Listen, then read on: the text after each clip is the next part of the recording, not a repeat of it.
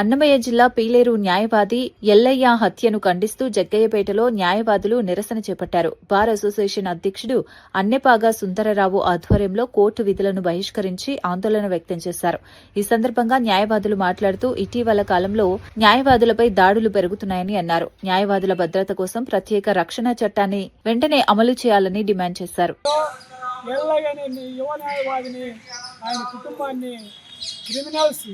వాళ్ళ యొక్క criminal information చెప్పినందుకు, వాళ్ళ రహస్యాలు చెప్పినందుకు, పోలీసు వారు పట్టుకున్నందుకు ప్రతిచర్యగా మరి ఆ కుటుంబాన్ని కొట్టడమే కాదు, భయానక వాతావరణమే కాకుండా న్యాయవాదిని హత్య చేశారు. న్యాయవాది హత్య చేశారంటే ఇది మా అడ్వకేట్ పెట్టడానికి కాదు, పోలీసుకి సవాల్. మీరేం చేయగలుగుతారో ఒక న్యాయవాదిని చంపితే, మీరు ఒక న్యాయవాదిని చెప్పి మీరు ఏం చేస్తారని పోలీసు సవాల్గా వారు హత్య చేయడం జరిగింది.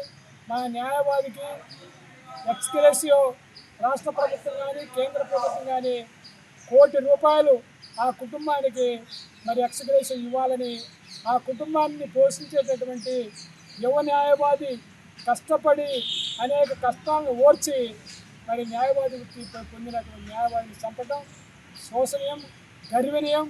ఇది మేమందరం ప్రతిఘటిస్తూ న్యాయవాదికి రక్షణ కాదు, మా మిగిలిన వారికి కూడా మరి అడ్వకేట్స్ ప్రొటెక్షన్ బిల్లు చట్టం అడుగుతా ఉన్నాం.